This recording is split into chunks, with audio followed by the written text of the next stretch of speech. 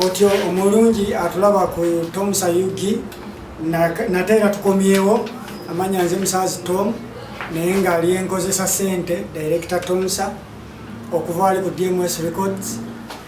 Ndi mukozi wa video audio naye mukola mpandiika script z'ennyimba n'ebirala ebigwa mu kkoero bingi. Nayagala okuyiga ebintu ebirikwatagana n'okuyimba, kukwata video. Onkoonako ku namba zange ez'essimu nziyitawo wansi awo. Mpozzi era mu kaseera kano tutuuse n'omusumba oba servant Hilary Musiima okuva wali ku kanisa ya Truth Sets Free Ministries. Ndabika kati awo nakakwata nkoogedde bulungi. Olina kyolimbyemu yadde. Tukomyewo era tubeereko ensonga zetutaanya naye nga tetunnagenda ku nsonga zetutaanya kubanga tulina omulamwa mukulu Omusumba Kiganda gwawakanya wakanya aba UPRS collecting essente okusobola okulabirira abayimbi agandi kati kirabika ng'ensi etandise okubamanyiira nti oli ajjawo katugeze neighbor akugamba nti buli wiiki mpanga y'emitwalo 2 nkulabiririre abaana bo. Agamba awo ku ensi betandise kubamanyiira okutandika okubasolozaamu ssente ate ezisasula abayimbi bo be balabiridde be basabidde be bakoledde buli kimu be bawadde n'amafuta okusobola okufuuka kye bali. Ate kati UPRS bagamba nti kati mutuwe ssente tulabirire abayimbi bammwe. So ekitwala ng'okumanyiira naye nga tetunnatuuka awo. Mukulu Frank Sempijja wawe Dubai tukutumiddeko nnyo n'ebibuuzo bye watubuuzizza nkakasa tugenda kubiwaayo akadde tubiyitemu mu bwangu mpolampola era wona abatomatidde tujja kuddamu. Bantu bangi nnyo abali ku channel tubatumiddeko nnyo.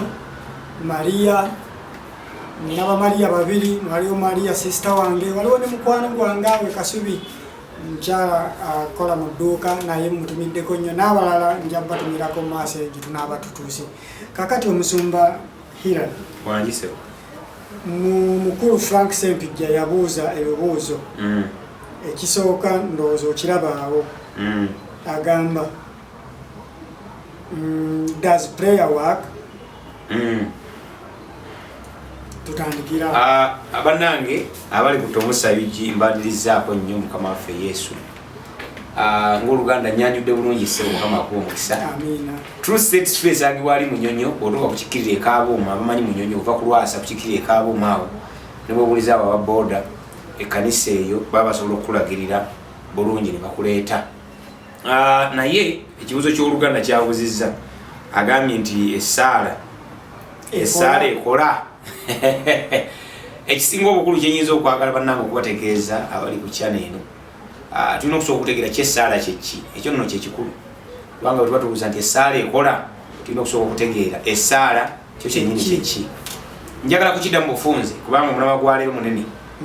Essaala mboozi ebeera wakati w'omuntu ne Katonda era mu ssaala emirundi egisinga obungi omuntu yabeera ayogera nga nnyonnyola Katonda ebimuli ku mwoyo oba nga amutendereza oba nga amwebaza oba nga alina kyamusaba okumuwa. That is prayer, communication y'omuntu ne Katonda we. Ate ne Katonda alina essaala. Essaala ya Katonda ye Bayibuli, ekigambo kya Katonda ye ate Katonda byayagala okuva eri omuntu.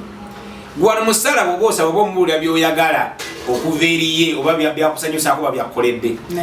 Kati naye alina byayagala okuva eri gwe byebyo biri mu Bayibuli. Kakati essaala mulamu munene nyinja kuyita mu bwangu. Ekyamazima essaala ekola wabula essaala kyekola. Osoma ekitabo kya Yakobo essula 4 olunyiriri olwokusatu wagamba nti musaba ne mutaweebwa kubanga musaba bubi. Kakati naawe wali akatogo. Kitegeeza wabaayo okusaba obubi waliyo n'okusaba obulungi. Kati obuzibu bwe tulina abantu bangi tebamanyanga ko okusaba obulungi kwe kutya okusaba obubi kwe kutya. Awo wali akatogo. Ekyamazima singa oba osabye bulungi essaala ekola. Wabula bw'osaba obubi naye bw'osaba obubi essaala tekola. Okusaba obubi kwe kuno n'osaba ng'oboggola mpa soko mpe atete era sebe yo topic nnene nsaba tulifuna obudde abantu bayige okusaba okuwulirwa Katonda kusaba kikula ki kwali kuba eyo topic nnene kyenyinza okuyisa mu bwangu omuntu kyenyinza omuyambako okusoma ekitabo kya Yokaana ebbaluwa essula ey'okutaano oluyinza okutandika ku 13 wagamba nti bwe tusabanga ye bw'ayagala agamba nti buno bwe buvumu bwe tulina bwe tusabanga ye bw'ayagala atuwulira kamategezeeko Katonda awulira Saara ezimusabanga ye bw'ayagala so sigwe nga bw'oyagala singa bw'oyagala kitegeeza Katonda taddamu by'oyagala addamu by'ayagala kati akatogo ke kano Katonda by'ayagala byo bimanyi awo Bayibuli weeyingiriramu otegere by'ayagala osabe okusinziira ku ye by'ayagala era bw'osaba by'ayagala obuvumu bugambye nti obuvumu tuwulina atuwulira era abituwa ye Saala ekola wabula tulifuna omukisa okuyiga ku Saala ekola okusaba obutuufu kwe kuliwa n'okusaba obukyamu kwe kuliwa era ekyo kati tujja kukiddira tukufunenga mulamwa ddala ogw'amaanyi Saala kakati era n'addamu n'agamba can prayer change my fate? Ekyo kyekimu can prayer change my fate? Esaala eyinza okukyusa entuuko zange kakati olinga ekibuzo kyabuuza nti nze bye ŋŋamba Katonda bisobola okukyusa entuuko yange oba bisobola okusalawo kyembeera bisobola okukyusa kyeyanteekerateekera Bayibuli egamba nti many are the plans in man's heart but God's purpose shall stand. Kakati awo wali akatonda nti mu mutima gw'omuntu mujjuddemu ebiteeso bingi n'enteekateeka nnyingi naye ekigendero kya Katonda kye kigenda okuyimirira. Kakati omuntu yenna ayagala okunyumirwa Saala noonya kigendero kya Katonda eri bulamu bwo ekyo ky'oba ogobako mwana wattu byonna byagala bijja kutuukirira wawula ekisookera ddala self discovery sooka weezuule Katonda yanteeka ku nsi kuno ayagala ntuukirize ki kati bw'obeera ku ekyo buli ky'onaasaba kyonna agenda kikola kubanga otuukirizayo kyayagala naye bw'obanga otuukiriza by'oyagala talina kyagenda kukola kwe kuyitibwako okuzuula okuyitibwako olina kusooka kuzuula kuyitibwako era Katonda omuntu bw'amala okwezuula buli kyasaba kimuwa bwi kubanga bamanyi ali ku mulamu atwala ekyokulabirako singa obadde osimbye ennimiro ey'ebijanjalo katugeze ng'ebijanjalo byogera ebijanjalo byandike nti wali twetaagayo ku nkuba oleeta buleesi in fact newankole tebyogera naye bw'olaba ebijanjalo otandisa okukotokawotoka yetaagayo amazzi ng'odduka ku luzzi wabakola otya ng'ogaleeta bw'olaba byogera nga nti naye musana mungi tugenda kukola tutya oba tunoonye engeri gye tubibikabikako kwegamba oyiiya okulaba nga bikula bivemu kyokola otya ky'osuubira kuba kyekyo ky'oyagala naye bwe nsanga nga bigudde wansi ne biŋŋa nti ffe twagala kufumba nkuzi fumba ku sayizi yaabyo tebirina kibigenda kufuna okujjako okusaanyizibwawo noonyi bye naasimba ebirala ebijanjalo byesonyiwe naffe bwe tufaanana oli ku nsi kuno olw'ekigendererwa singa obeera ku kigendererwa kyo nga wakizuula ddala lwaki Katonda yakussa ku nsi kuno nga kyoliko kwosabira Saala njagala kukutegeeza talina kyatagenda kukuwa wabula bw'obanga omusaba okutuukiriza by'ataakutuma talina kyagenda kukola. Tukuyisiza mu bufunze omukulu Frank Sempijja wa Dubai webale nnyo ebibuuzo bino. Ekibuuzo ekyokusatu yagambye does God know everything that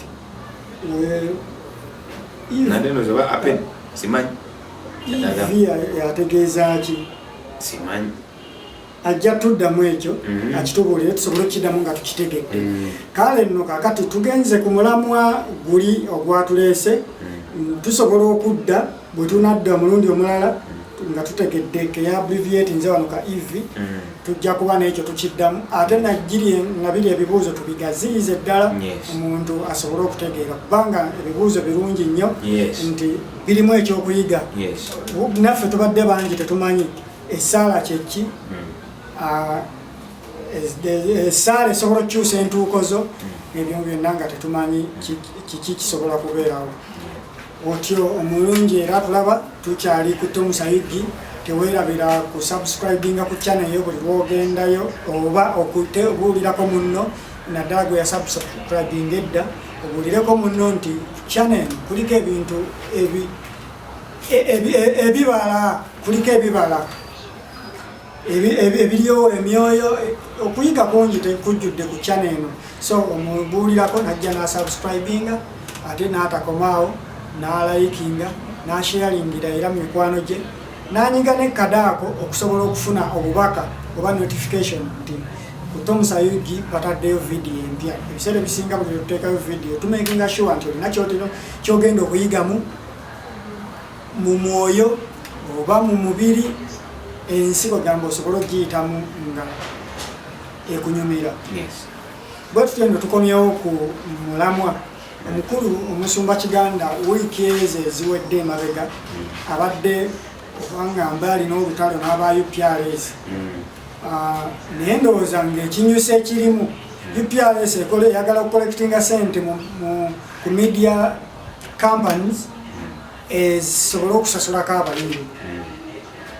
ye Pastor Kiganda kyatakkiriziganyako abaffe Pastor Kiganda abayimbi batayagala kusasula oba UPRS eno ye gyatakkiririzamu kubanga ye bwe nawuliddeko President Lanek aliawo naye agamba President w'abayimbi waba gospel ate mpulirayo olumu ne Kayo Wisdom naye Lanek agamba nti omusumba ono agezaako kuwabya abayimbi baleme okwewandiisa mu UPRS bagamba nti UPRS kibiina ky'Abamisiri si kituufu abaffe awo gwe ng'omusumba abayimbi ba gospel basaanye okusasulwa tebasaanye kwewandiisa mu UPRS omusumba Kiganda okutufuwa buli ludda okusooka kwa byonna njagala okutegeeza abatulaba nti Bayibuli egamba mu Hosea 4:6 nti abantu bange babula era bazikirira olw'okubula okumanya. UPRS gye twogerako ekisooka mu byonna tetandikidde Uganda. UPRS mu nsi nnene zinnaggwadda za America zirina ekitongole ekifaanana bwe kiti ekikuŋŋaanya royalties oba ensimbi ez'abannabitone abayiiya nga zibijja kwabo ababikozesa kubanga baba babyetaaga. Bayibuli yennyini eyigiriza bulungi nnyo ng'egamba nti wano ku nsi kwe tuli mu bwakabaka bwa Katonda. Omuntu bw'akkiriza Yesu ayingira mu bwakabaka bwa Katonda. It is a kingdom. Kakati bwe tuba nga tuli mu kingdom kitegeeza butegeeza nti waliwo ebiteekeddwa okukola n'ebitateekeddwa kukolebwa nga kingdom nti Munyoro ne baawukana n'abasoga baawukana n'Abanyankole. Kakati olwaleero Musumba Kiganda bw'avaayo kyokka ate nga tuli kingdom naye ate mu nsi era mulimu ensi. Waliwo ensi ey'abo abakkiriza Katonda baba mu bwakabaka bwa Katonda abatannamukkiriza bali mu bwakabaka obw'ekizikiza. Mu nsi ey'emu obwakabaka obwombi mwebuli obw'ekizikiza n'obw'ekitangaala. Kakati Mwami Kiganda bw'avaayo n'agamba nti abayimbi ba UPRS kitongole kya nsi. Nze mba njagala ekibuzo ekisinga obukulu eky'ekkanisa kyekiriwa. Wanga neetaaga nnyo okugamba omuntu nti tolya matooke ng'otaddewo muwogo. Kakati eky'ekkanisa kyekiriwa. Ekyokubiri UPRS egenderera okukuŋŋaanya tetaddewo kyayo n'ekiteekeddwawo ekiwakanya. Kakati bassebo UPRS eriwo okukolektinga ensimbi zaffe royalties zaffe bannabitone ffenna okulaba nga tuganyulwa mu bintu byaffe bye tuyiyiza kyekigero kya UPRS. Kakati Mwami Kiganda ayagala tukolere bwereere ebitole byaffe byo tetubikuŋŋaanyamu yadde akasente. Anti alina waatuuka n'agamba nti si kirungi waliwo we yakootinze mu Bayibuli awo sikyajjukirawo bulungi nti oli yali alina ekiba kitone kyakugoba mizimu. Omusajja omu n'amugamba nti ssebo nze ninamu akasente nze bw'oba bwongobako emizimu nze sente zange zizino we ziri. Oli n'agamba nti si ogudde eddalu. Ani agamba nti ekitone Katonda kye yampa obuwi nsobola okukitunda direct bwendi. So naye agamba abayimbi bano baali badde tebatunda bitone byabwe direct bwe batyo. Okusooka kwa byonna ekintu kyayogera kiri mu kitabo eky'ebikola by'abatume. Peetero waliwo omusajja yali ayitibwa Simyoni yali musajja nga mulaguzi mu kitundu ekyo. Peetero bwe yagendayo ne bagobako Simyoni emizimu egyamuliko gyo ne gyamuwanga amaanyi okukola byalyengaako yali mufuusa. Bwe gyamuvaako Simyoni n'alaba nga Peetero bano bamugobyeko emizimu gye ate nga baliko omwoyo mutukuvu nga bakola ebyamagero bingi okusinga ebimu. Olw'okuba ne luli yali akolanga bufuusa n'ajjamu ssente ye yali amanyi nti n'abaga nti kati njanamu basasula akasente ziri emmandwa zange nnafu nnyo buli mukola kakati njagala mbawa akasente mumpe kumanya ago nange ngende zijemushi ensimbi olwokuba omusajja yali avudde mu nsi nga munnaggwanga yenga waddembe okusaba okuwaayo akasente bamuwe byayagala ebirowoozo bye byonna byali mu nsimbi era ng'alowooza nti singa afuna omwoyo ono mutukuvu amaanyi ago agenda kukola sente ki nyingi naye bwe tuba tuyiga bayibuli abasebo abalaba omukulu guno tulina emiterere esatu emikulu ogumu ku gwo ani yayogera yagamba ani mbeera ki eyaliwo okusinziira ku mbeera eriwo fetuleza tugeza na Simyoni. Simyoni yali mukkiriza ayagala omwoyo wa Katonda agenda akola ebyamagero olw'ensimbi simanyi tulifeni ekineewunyisa okumanya mwami Kiganda ndowooza Mukama atusaze ebyokukola bimweddeko tosobola kuba nga tulina ne bapasita wano kati abaguza abantu omukisa okitegedde amafuta nga tasiibangawo maanyi gonna kulaba nga abasumba bano bakakkanyizibwa abatunda directly nga alaba n'alumba abayimbi fe abaweereza Mukama Katonda bawadde ebirabo byaffe nga ye bwe yamuwa okusumba by the way abalaba omutugulugamba boli okusumba kirabo bakolesa ekisooka kiro 12 emenye ebirabo obusumba kirabo obubulizi kirabo obunabbi kirabo okuyimba kirabo omukwano kirabo ebirabo bijjudde tena nabimalayo era bayibuli eraga nti tuli mubiri eriiso lirina ekirabo kyokulaba okutu kulina ekirabo kyokuwulira amagulu galina ekirabo kyokutambula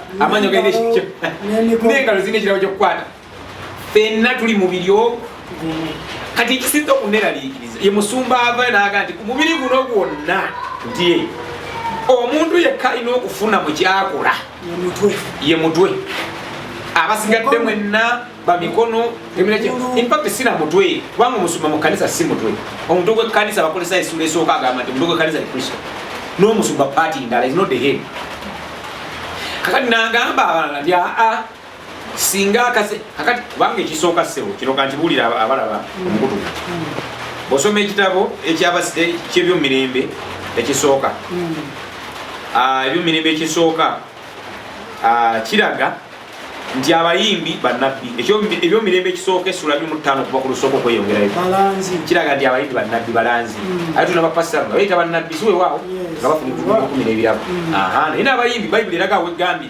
First Chronicles 25:1 okweyongerayo up to 5 eraga nti abayimbi bannabbi ekirala Second Chronicles ebyomirembe ekyokubiri essula 2:3 29:30 eraga nti abayimbi basiyazi balabi mulaba abasumba bangi nga beeta basiya naye eyo title bayibuli n'omuyimbi egimuwa era abasumba bafuuka siya bannabbi ateekawo kye bayita counseling je mumulabe naye ne counseling ezo bazisasula naye omukulu Kiganda tazivangayo ga nti lwaki musasulira counseling oku ebyo tabivangako fe abalina ebirabo byaffe talina counseling agirina teyinza obulayo leka naawe counseling mwe muli ssente kakati bayibuli egamba nti fe tuli basiya bw'osoma ebyomumirembe ekisooka essula 33 walaga nti abayimbi baggyibwako emirimu gyonna emirala ne baweebwa obuvunaanyizibwa bumu kwa kuyimba Katonda yagandira ddala mu bayibuli yagandira ddala abayimbi okukola omulimu omulala gwonna okuggyako okuyimba eryo tteeka twogera ku bayimbi ba gospel aba gospel niyo omukulu namulako ng'agamba nti bagende bakole emirimu emirala oluvanyuma bajje baweereze Katonda kakale simanyi mpulire mukulu Kiganda oba mpulire bayibuli kale ekyewuunyisa waliwo n'olunyiriri luli mu Nekkemiya essula 13 olunnyo lwe10 wagamba nti mu biro ebyo omanye omusajja ono Nekkemiya abeerawo mu mirembe Abaisirairi bajumira Katonda yabasindika Babilonia Babuloni ejumula badaniri ba Mesaki ba Abrunego bamala emyaka 7 nti n'emyaka 7 gimala okuggwako olwakawo ka Medan Persia omusajja kabaka ayitibwa Cyrus naga nafunye ekirooto kanangamba nti muzimbire yeekaalu Yerusalemu naga nti kale mwenna baagala kuzimbira Mukama yeekaalu mugende Yerusalemu muzimbire yeekaalu yentukuvu omusajja ono Nekkemiya mirembe gyo yabeererawo era yali muweereza wa wayini wa kabaka naye n'akomawo tukadde solution tabagala kusoma nga yaweereza kabaka wayini ebyokunywa eri mu Medan Persia bakaba mu Medan Persia naye nti abaali eyo n'afuna amawulire nti abagenda Yerusalemu kuba waliwo bamusooka okujja bwe bayita Babaluzabuli awo mulabira ekitabo kya Kaggayi walagulira agenda okumanya ne bamuga nti bagenda Yerusalemu ndi yeekaalu eri awo bagisuulawo dda ebintu tekyagenda maaso nebbugwe tekyaliwo nti Nekemeya n'akaaba nnyo ojja kusoma ekitabo kye Nekemeya tukadde sole shot n'agenda Yerusalemu mu Nekemeya essula 13:10 agamba nti nagenda okutuuka mu yeekaalu ng'abayimbi badduka dda mu yeekaalu kubanga bati basasulwa mu mugabo gwabwe era mbu nga bagenda dda okukola emirimu emirala genda osome nga badduka dda bali ku mirimu mirala bakuba bulooka abaalina okubeera abayimbi olunyiri we lwogera ekyewunyisa olwaliro omusumba azzayo ekkanisa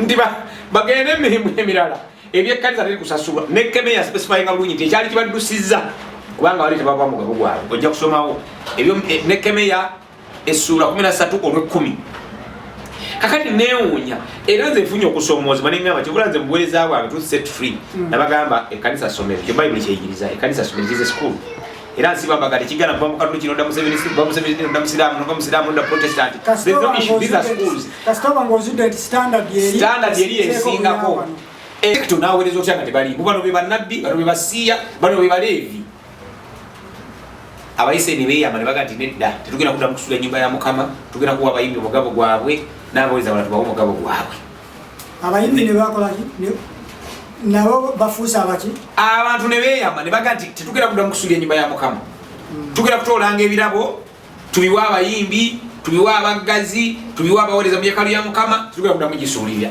Nekemeya essula 12:7 kyekyogerwawo omusumba kiganda olunyiriri olwo era naawe obanga kuoli olaba manyi ojja kulaba oba toliko kati saawa zino ojja kulaba oluvannyuma osobola naawe okujja mu kabokisi kafaawo ku Tom Sayugi n'ogamba nedda ssebo servant awo olimba nze njagala nnyiriri omanyi ekizibu kye nnina era mulingeri kati omusumba alina kwano saagala personal opinion omanyi ekizibu tuli mulembe gw'abantu aboogera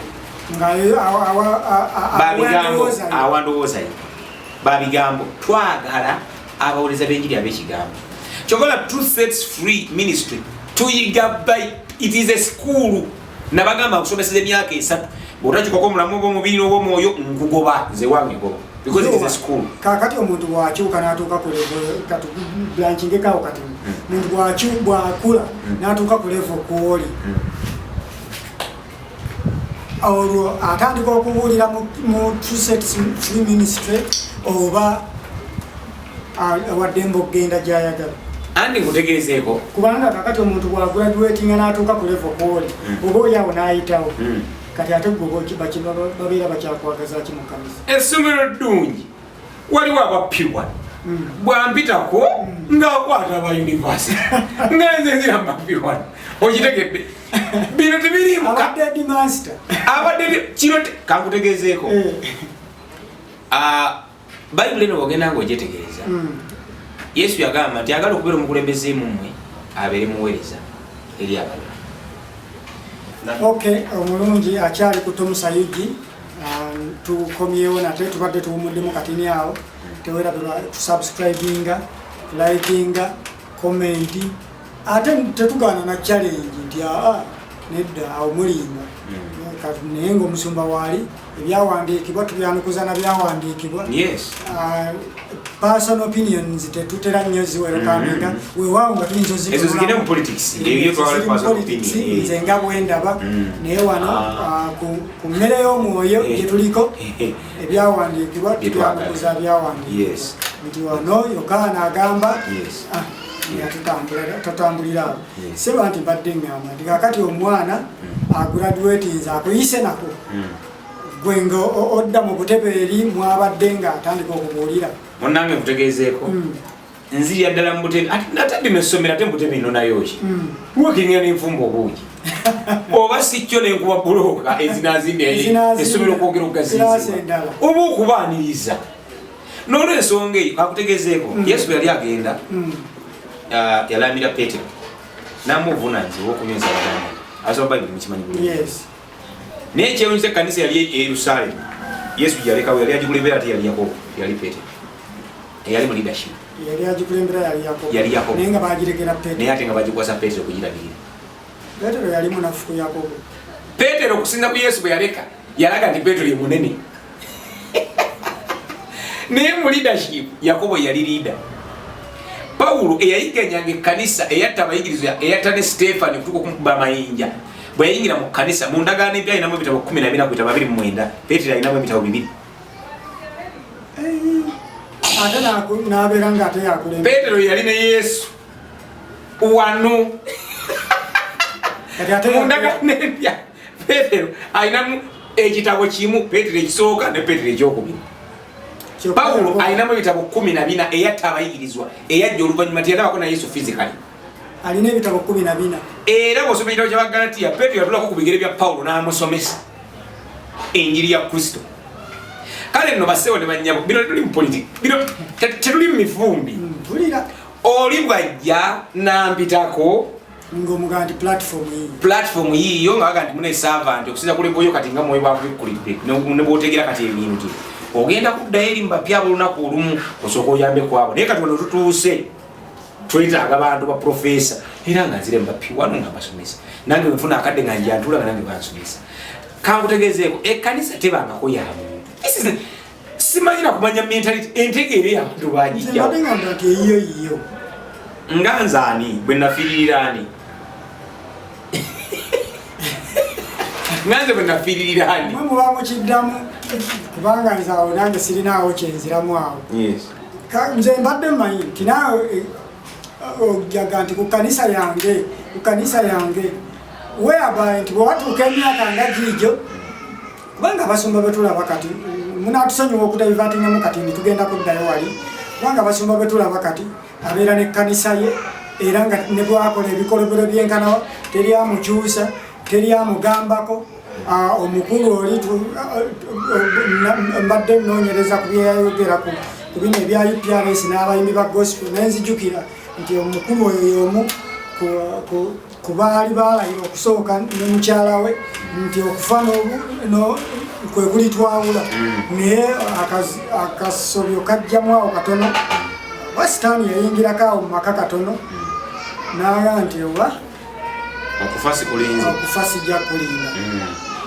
Nengamba oba oli awo nti nga naye nga bwali omuntu tomanya munnange oba waliwo ebyawandiikibwa ebikisapootinga naye ekyo negiyitako ne tutunuulira bali kanisa bwemala okugirawo nti kanisa yange tubadde tukyali awo waliwo weeri eri Makerere naye nti kino Kinnamammonde mukazi we w'abaana n'amuyita Kinnamammonde okufa kwe kulitwawula naye n'akisazaamu.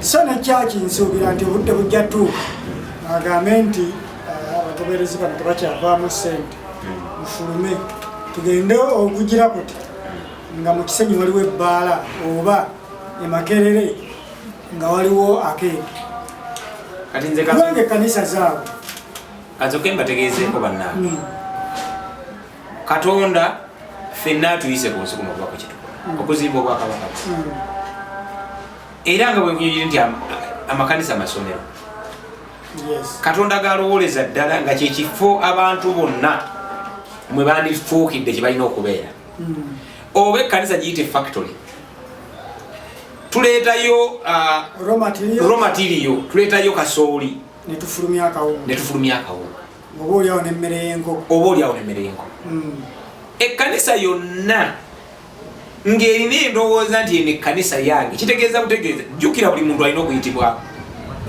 Nze servant wendi kati okuyitibwa kwange kuba need ya generation yange okusinza mwembi yeetaaga knowledge of the word yeetaaga amagezi ag'ekigambo kya Katonda tukijjamu tutya amakulu mulamu waffe obwa bulijjo ng'ate kinyuma n'okunyuma ng'ovudde ku byokugenda mu ggulu kubanga ki ekyeggulu kimaze ebbanga ddene nga kyogerwako nti kati aba tekikyalina na impact. Omuntu yeetaaga bayibuli eno esooke mukwateko wano bulamu bw'ali asooka ajjeggeyeena wano ku nsi then alinde eggulu eryawa ery'omugulu naye omuntu ali mu geyeena ku nsi bamusuubiza eggulu erigenda okujja gyatafunangayo mukwano gwavuddeyo najja namutegeeza biri ekyo no kibeera kizibu obula eddiini ekyo kyetukoze kyengamba kikiriwa nti kati nze servant nkulembera to set free nina okuyitibwa kwange ate okuyitibwa kwange kwa generation yange wabula bona yitolola emyaka 10 oba 2 Katonda ajja kuba alina ekirabo kye yeetaaga nsiiba mbagamba buli mulembe Katonda azze nga aliwo ekirabo ekidominating nabagamba nti mulembe gwa Nuuwa yali yeetaaga yinginiya yeetaaga muyimbi abayimbi baaliwo abaddusi baaliwo abasembi omupiira baaliwo ku mulembe gwa Nuuwa yali yeetaaga yinginiya Naleta engineer choyo. Engineer Nuwa ya engineer. Yazimbe musajja abadde sho. Engineer Nuwa yazimbe lyatu. Oh, echombo. Yali teetaaga bayimbi, yali teetaaga basinza, teetaaga simanyi ba president yali yeetaaga engineer. Okumulebe kye kyetaagisa. Nga kyekikola. Kyekikola kye kyetaagisa. Ku mulembe gwa Ibrahim yeetaaga omusajja omukkiriza agenda okumukkiriza nga tewaliwo kyabuusabuusa kyonna. Teetaaga bayimbi, teetaaga bayinginiya, yeetaaga omusajja agenda okumukkiriza. N'amujja mu busamize n'amuleeta mu Bwakabaka. Ku mulembe gwa Dawudi yali yeetaaga mulwanyi. Dawudi yali muyimbi. Alina omutima omugumu. Warrior. Okitegedde nga ali trained ate akulidde na mu nsiko omusajja mumeganyanga na malubu nampologoma nga bonaleeta omuntu alina kyamugamba. Kyebava bamusimba maaso ga Goliath. N'amwanganga kubanga ono ate enganga malubu. Ninga gwaliko yenganga malubu yagattattadda agambulira ngendiga kati Goliath agamba kyeddumu. Katonda yeetaaga mulwanyi. That is the generation. Ekyo nekikola. Ekyewuunyisa omwaka nayewuunyisa buli mulembe gwako n'ekirabo. Dawudi yali muyimbi naye tekyadominatinga kyokka nga yali muyimbi nga bundaba naye nga yali agala obulwanyi bwe. Yali agala mulwanyi teyeetaaga muyimbi kati ebyokuyimba fine kubanga zabbuli zonna zolaba ezo zonna nnyimba. Naye Katonda yali yeetaaga mulwanyi ekyobuyimbi tekyadominatinga. Bw'atuuka ku mutabani we Sulimaani Katonda nga nti ebyokulwana kati bizinesi wende neetaaga magezi. Naleeta Sulimaani seetaaga mulwanyi, seetaaga wa mifumbi, seetaaga aba Samusoni ab'amaanyi simanyi kusitula geeti, seetaaga aba Ibulayimu, I need someone that has wisdom. Neetaaga magezi. Naleeta Sulimaani. Era Sulimaani bwe yali asaba essaala yagamba Katonda kubanga yasportinga generation y'omuntu n'amuyamba n'amuga nti Sulimaani saba kyoyagala n'amuga nti nsaba amagezi okumanya n'okutegeera. N'amuga nti osabye bulungi obugagamba okuwadde, obuwanguzi mukuwadde, okuganya kukuwadde kyokka biri byonna bina generation tebizze nga bifuga. Okitegedde? Naye ku mulembe guno twetaaga magezi. Asengejja agenda okusala ennono kati twagala mifumbi. Ku mulembe gwa Yesu yali yeetaaga mirako. Tayagala bayimbi, tayagala Dawudi, tayagala Basulimaani, ayagala mirako waaka. Njagala mukozi wa byamagero. Kyovula endagaano empya yonna bw'oyogera ku njiri ya Yesu mirako. Ku mulembe gw'abatuma ayagala bwogezi kutubaddemu awo tuvuddewo.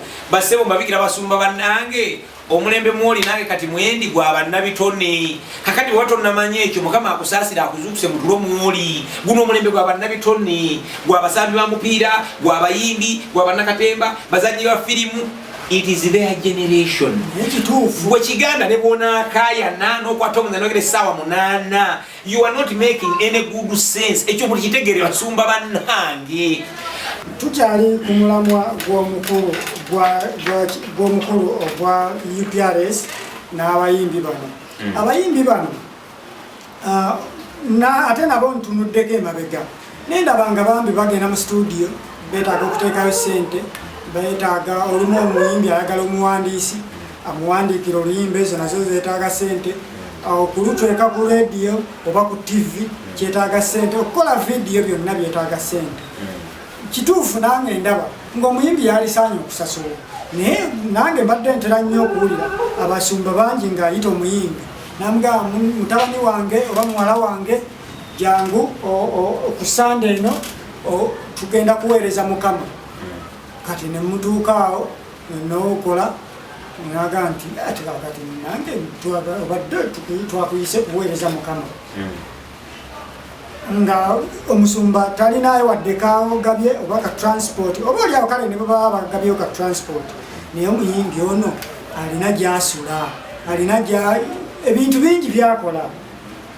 Nange wentunuulira nenga nti mu butuufu omuyimbi yalisaanye okusasulwa. Kati gwe oli mu kutunula eby'omu mirembe ekisooka essula 6 31 mpaka 33 walaga nti abayimbi baleevi ate abaleevi nabo n'abasumba baleevi.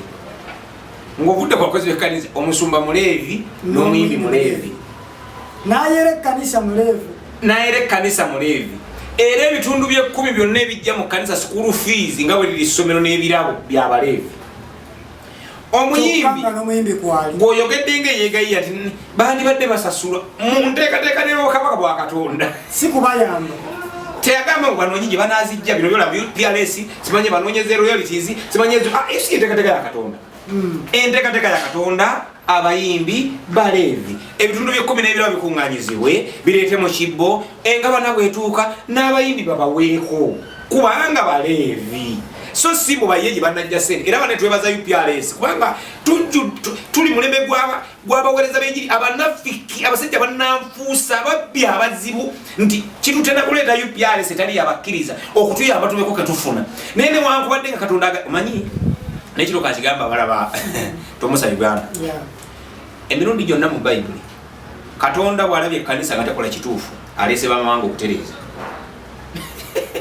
kankiddemu emirundi gyonna gye tuvuddemu mu Bayibuli ngenda kuwa obukakafu Katonda bw'alabye ng'ekkanisa tekola kyagisuubiramu ng'eganye okuwuliriza eddoboozi lye ery'omwoyo mutukuvu aleese bannamawanga okutereeza Isirayiri yalimu Northern Israel ne Southern Israel naye Northern Israel gye tuta Samaria Samaria bwe yagaana okuwuliriza Katonda yaleeta Asiriya n'egikuba naye batwala mu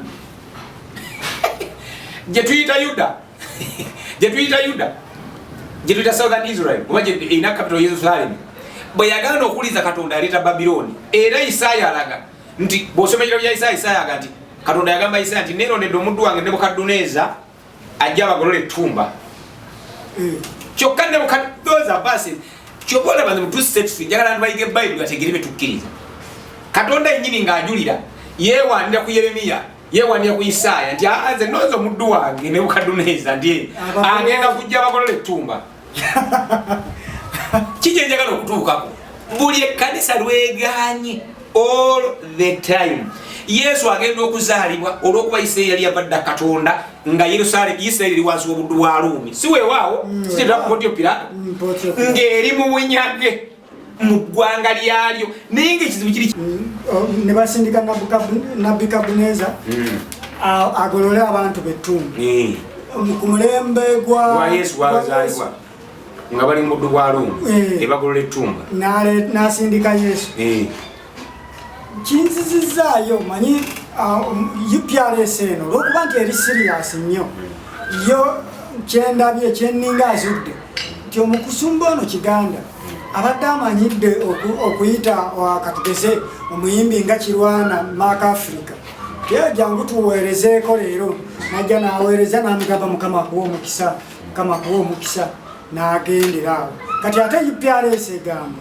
nti Mukama akuwa omukisa nga n'ekigalo kikombako andi Mukama asindise era banna twala omukisa guno okwebaza aba UPRS mukono gwa Mukama okugolola ekkanisa ettumba nga bwe yasindika Nebukadduneeza bwazza asindika za Asiriya bwazza asindika zi Misiri zigolole ekkanisa y'ettumba bwasirize Ziruumi n'olwaleero Katonda asindise UPRS mbebaza nnyo Mukama yabawadde ekisa mujje mugolole ekkanisa ezuukuka bubbi bwakikula ki ndi muleevi munno ne tukuŋŋaanya akasente bulungi ne kajja mu nsawo bwetuuka okutemaatema noga nti wano muleevi wano we mulaba aliwo nze kennyini ne mukyala wange era bw'atuuka okufa n'awandiika ekiraamo ekiga nti kanisa eno ngitadde mu mikono gya Jjengo mutabani era n'omusumba omu wano era nsedda mutabani we balandisa okuwulira awo bajja katuuti abateekateeka amwesigisa eki ekkanisa kyokka waliwo baleevi banne abayimba abaggala bazaayigiriza Bayibuli badde ebiseera bagiyige ng'obwana bwe buli bweru oba buli gundi tebulinamu ebyo bamaze okubitegeera bulungi basubira nti munnange omukulu bw'anaabanga agira atukwasa effaga nti naalira katabani k'emyaka 24 ekaba kadda mu kkanisa which kind of church is this era buno buweereza bwannabaki kakati ekituufu kiri nti UPRS mutuyambire ddala kubanga mutuwonya abasajja abanafiki ababbi abazibu akasente kaffe tukafune kubanga ye ekkanisa tesobola kukatuwa ejja kugamba weebale musajja wa Mukama yewe nga bwe tujja mu kkanisa buli kaseera asoma ekyawandiikibwa tojjanga mu nnyumba ya Mukama ngalonsa mu nnyumba ya Mukama yalimu yekka kubanga bweotuuka tojjanga mu nnyumba ya Mukama ngalonsa ojja otya mu nnyumba ya Mukama ngalonsa ffenna tuli mu nnyumba ya Mukama nange ndi muleevi lwaki bweotuuka okutemaatema lwaki nze onsibula ngalonsa Mukama akuwa omukisa kati yero kye bamu omukisa ate n'atulumiriza nnyo okuleka nga tujja mu nnyumba ya Mukama ngalonsa ate nga taliimu yekka nawulira agamba muyimbi kana yaziyimba oba biyita byangu musajja yagamba muyimbi ekirala n'agamba nti naye yeeresa bingi yalina edduuka lye eritunda emisumaali ndowooza hardware kirabika ng'akola sente nnyingi nnyo n'alireka neyeefiriza naga akajja aweereze mukama bwega yeefiriza nnyo bwe yaleka obwavu najja mubugagga yeefiriza mukulu yafunanga akasente ke ogoloza obwavu bulekekawo gende mubugagga sebo okukwefiriza ye bali kwewaayo okwewayo bwannamani kubanga kati eno gyali mu kkanisa aweereza mukama tasasulwa nti asasulwa naye bambi kyenyinza okuga kiri kimu mwenna abalaba tomusa Uganda weegendereze nnyo era weekuume era saba nnyo Katonda okuyigiriza ebiro byo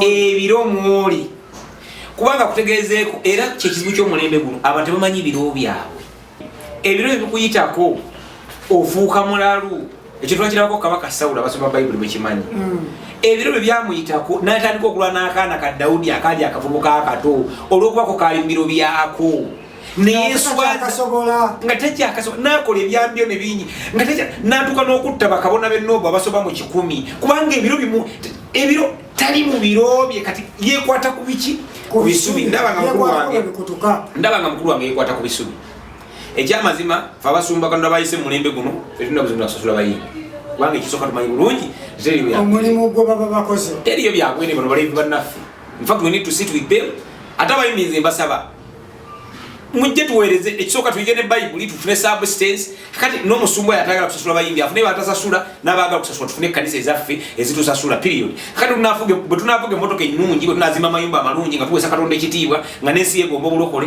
nga bannaffe batambula nzina nti Mukama ajja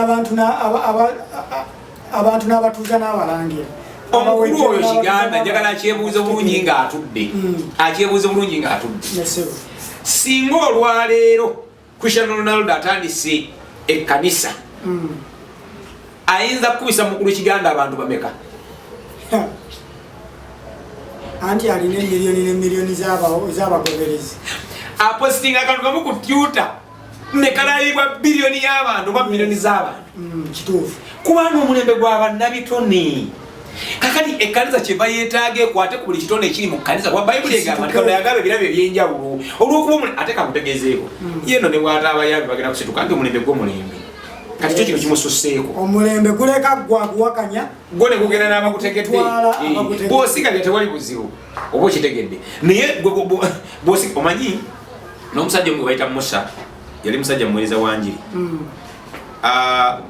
omulundi ogumu Katonda yamugamba nga bali mu ddungu namuga nti abaisiraeli bali bakaaba ennyonta namuga nti kwata omuggo genda okube ku lwazi buveemu amazzi Musa nagenda nakwata omuggo nakuba nemuvaamu amazzi omulundi ogwokubirira nga ennyonta etta abaisiraeli namuga nti akwata omuggo naye genda oyogere n'olwazi naye kwata omuggo naye genda oyogere n'olwazi amazzi gajja kuva bwe yatuuka yakuba lukubi kubanga yakikolako luli tamanyi nti emirembe gikyuka ekyo nno mukulu wange kyalina ekizibu kituufu yali musajja w'amaanyi era yaweereza enjiri naye omulembe kati si gwa kuba lwazi omulembe gwakwogera naluki nalwazi era ekyewunzo kano yagamba Musa nti nekano tojja kutuuka kuba ate ebiri ekanani si byebiri eno mbuddu gy'obadde kyetaaga omuntu alina mindset ekola etya enakyuka nanga nti asse emikono ku Yoswa yabakuddira mu bigere waaga wootuuse kati ojja kutuuka n'eri kugambe ebirala okuba emigga ate nga kati omulembe gwakwogera kati ekizibu kyalina mukama wange ebbanga ddene tumaze ng'abayimbi batubba tebatusasula ekyo kiryokke ogwo omulembe guyise kati oguli ogwakutusasula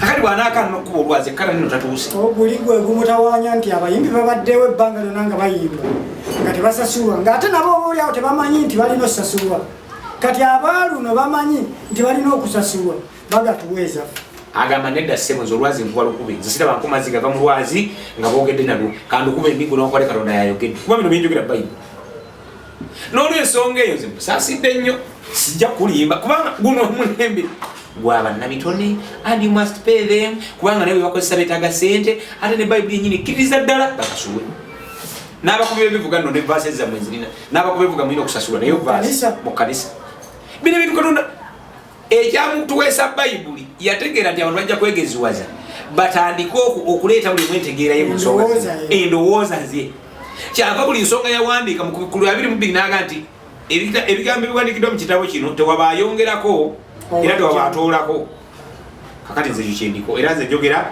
bw'ati Katonda bw'ayogera soogera bye ndowooza.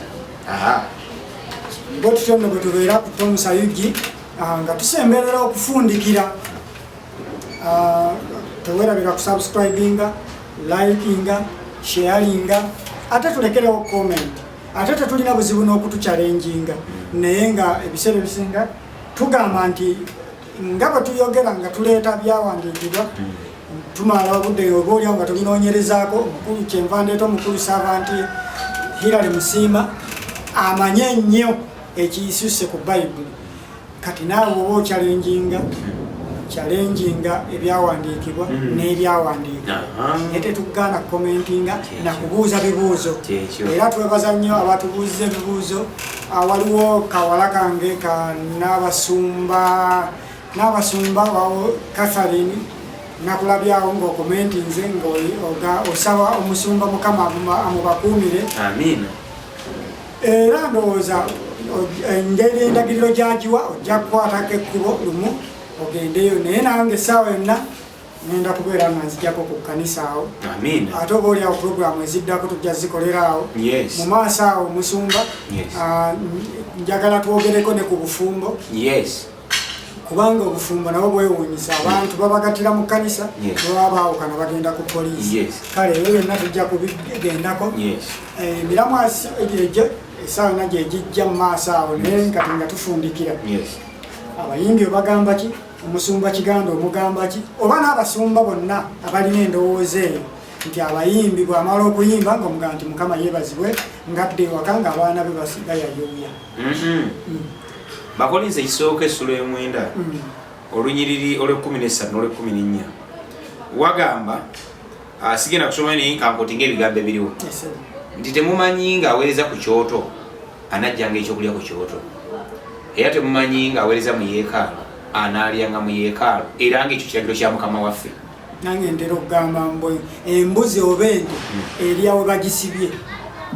Ekyo nno kano lino ye Pawulo waba akootinga aga nti eryo tteeka. Katonda yalikola nga tteeka, it is a command. Si kuteesa teyaga nti mbadde ndowooza, it is a command. Pawulo kyayogera kuwenkootinza. Nolensonga ngamba abayimbi temulina musango gwonna gwe mukoze kubanja kubanga musasulwa. Okusasulwa ku bitundu bye 10 kubanga muli Baleevi ate ne musooses endala zonna kubanga mwami Kiganda ne banne TV zaabwe business. Ndaddeko ku TV emu emusumba presenter nanga nti wano woli sebero business konzo nkoze bulungi. Eno nga bweri business tafe music business. Yes. Mutusasule. Nti Mukama yeebazibwe. Nti Mukama yeebazibwe. Mukama yeebazibwe. N'olwensonga eyo abayimbi temulina buzibu bwonna kubanja sente zaabwe. Ate abasumba balina endowooza nga eya mukulu wange Kiganda, omulembe gubasuseeko obususi kyekyo nti balowooza nti kati byakuba lwazi, naye omulembe gwe tulimu ate gwakwogera naluki nalwazi. N'olwensonga eyo omulembe gwawe bale guweddewo, kati omulembe gwe tuliko gwakusasula. Kubanga naye gye babijja, gye bawandiikira ennyimba, gye bazirikodingira, gye tukolera vidiyo, buli kimu tusaba ssente. Ate tetuzisaba lwakuba nti ffe tuzaagala nga ffe, wabula bye tukozesa era byetaaga ssente. Tulina bisaba muyimbi, kitegeeza n'omuyimbi gy'ayimbira ate okusasulwa. Ate Katonda yesooka okukiraba naga nti mbakole mutya mbasasule. Kati awakanya Katonda gwe tubasasula, wabula oba tubasasula tubasasula kubanga Katonda yagga obutabasasula, wabula tubasasula kubanga obabbye. Sebo omusumba yenna ali eyo obanga toyagala kusasula bayimbi okikola ku lulwo. Obuganye obabbye kubaita okunyaga. Omanyi okunyaga Bayibuli Malaki 3 agamba munyaga. Okunyaga kukwata omuntu ekikyenga alaba n'okimunyakulako sinakubba kuba mubyanza n'okulabiriza. Okunyaga n'emifumbi ng'alaba kati batunyaze. Malaki wagambira nti munziba. Tagala munziba munyaga. Mukwata ekyange nga ndaba nga nange ndaba. Oyo nno emunyazi. Abba ekikyongo olaba. Bwe tubeera ku Tom Sayugi okyalina obubaka obulala bwonna. Kyembagamba kiri kimu, mujje ku State Tree mu ssomero myaka 3 nga tuyiga kubofaanana ensimuuli ne Katonda kyakwagaza n'ennyini bafaanana otukuize ekigendo nakikono yakutonda. Mujje tuyige Bayibuli. Omukulu Tomusa bulaba wenamba osomugamba ngo yagadde n'akunkonectingako n'ojja byonna mujje tuyige buli omwaka ekyayo mbadde ngamba nti nga bw'oliwo wano ennamba era gisome abantu basobole okubeera nga kuba oli ayagala okukubira gyali abeereko kyakubuuza ate oba oli ayinza okukubira direct n'akikubuuza nojjawo era nakyo ne tukiddamu wano. Ennamba yange eri 0704 54 23 91 0704 54 23 91 eri WhatsApp era njikwate ennamba endala temuzeetaaga nnyo naye eyo yo bwe mba sigikutte abaweereza bagikwata. Tweyanzizza nnyo obubaka obwo mpozi teweerabira era kusubscribinga kusharinga kulikinga kubanga twagala obubaka buno bubatuukeko ate buleme kukoma ku ggwe bweyongereyo ne ku balala bangi babwetaaga oyinza n'okubanga ggwe owulya tobwetaaga kale zibiri zonyige ka share obwongereyo eri abalala ojja kuba oyambye ensi. Tweyanziza nnyo ababadde ku Tom Sayugi bwetyo bwe tugendanga okubeera buli kaseera naddala buli Friday tuba tuteekayo vidiyo empya era kakati eno mugirinde neddako era buli Friday making sure nti ocheckinga ku Tom Sayugi naye nga ye servant Hilary Musiima okuva wali ku Truth Sets Free Ministries nange Tom Sayugi okuva wano ku DMS Records akubi.